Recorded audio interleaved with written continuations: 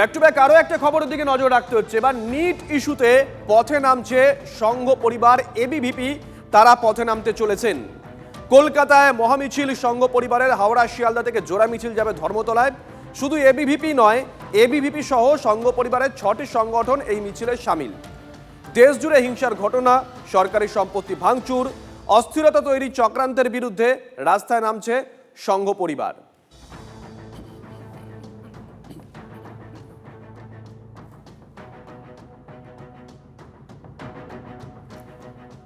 এই মুহূর্তে আমাদের সঙ্গে রয়েছেন দুজন সহকর্মী, হাওড়া থেকে সুশোভন, শিয়ালদা থেকে রয়েছে সুজয়। প্রথমে একটু সুশোভন, তোমার কাছে যাব।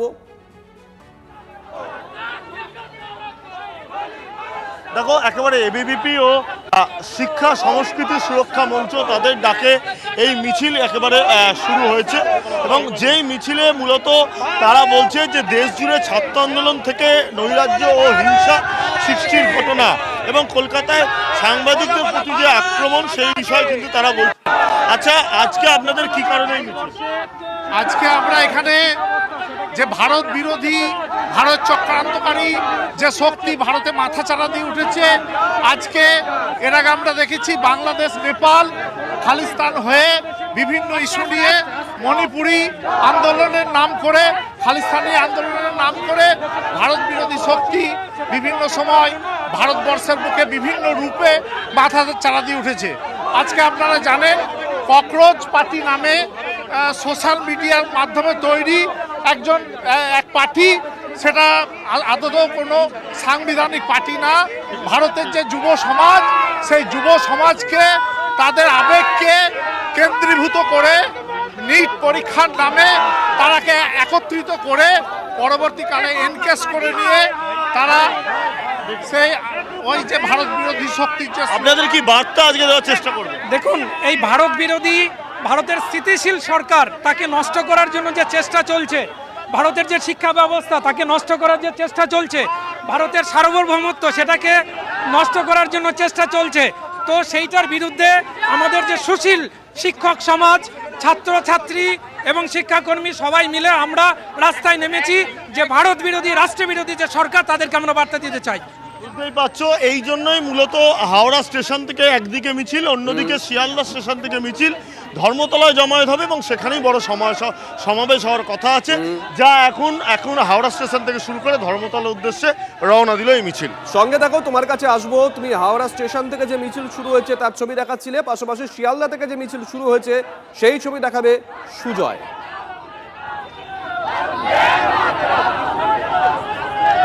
একেবারে শুভজিৎ, দেখো শিয়ালদহ থেকে এই মুহূর্তে মিছিল শুরু হলো। আমি মিছিলের ছবিটা দেখাবো। শিক্ষা সংস্কৃতি এবং যে সুরক্ষা মঞ্চ তাদের মিছিল, মূলত প্রতিবাদ মিছিল। দেশ জুড়ে ছাত্র আন্দোলনের নামে যে হিংসা এবং সাংবাদিকদের উপর মারধরের প্রতিবাদ। একটু জানতে চাইবো, দিন কয়েক আগে ছাত্ররা বা মূলত বামপন্থী ছাত্ররা একটা মিছিল করেছিল, আজকে আপনাদের মিছিল, এই মিছিলের বার্তা কি, ওই মিছিলের সঙ্গে তফাৎটা কি? ওরা একটা মিছিল করেছিল, আমরা দুটো মিছিল করছি একই সময় শিয়ালদা এবং হাওড়ার থেকে। এই এখন জনজোয়ার আছড়ে পড়ছে তিলোত্তমার বুকে।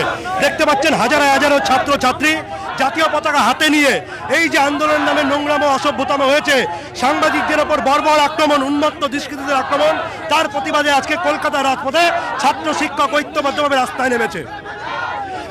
দেখুন, আন্দোলন যে কেউ করতে পারে, আমরা বারবার বলছি আন্দোলন করতে কোনো বাধা নেই, কিন্তু আন্দোলনের নামে যে নোংরাম, যে দেশ বিরোধী স্লোগান, যে অসভ্যতম এবং সাংবাদিকদের উপর বর্বর হামলা হয়েছে, তার প্রতিবাদে জেনজি রাস্তায় নেমেছে। তারাও নিজেদেরকে জেনজি বলছে। জেনজি কাদের সাথে আছে আপনারা পেছনে দেখুন, একবার আপনার ক্যামেরা পার্সনকে বলুন পেছনে জাতীয় পতাকা এবং গেরুয়া পতাকা দেখাতে। ছাত্র এবং শিক্ষক একসাথে কলকাতার রাজপথে ঐতিহাসিক মিছিল করছে হাওড়া এবং শিয়ালদা থেকে। সুজয়, মানে এটা খুব পরিষ্কার, উদ্যোক্তারা আজকে পরিষ্কার করে দিলেন যারা 24 তারিখ রাস্তায় নেমেছিলেন তারা একমাত্র দেশের জেনজি নয়, এখানে যারা নেমেছেন তারাও দেশের জেনজি। ছবিটা একবার দেখাও। সম্পত্তি ভাঙচুর, সন্ত্রাস এবং বাংলাদেশ এবং নেপালের মদতে।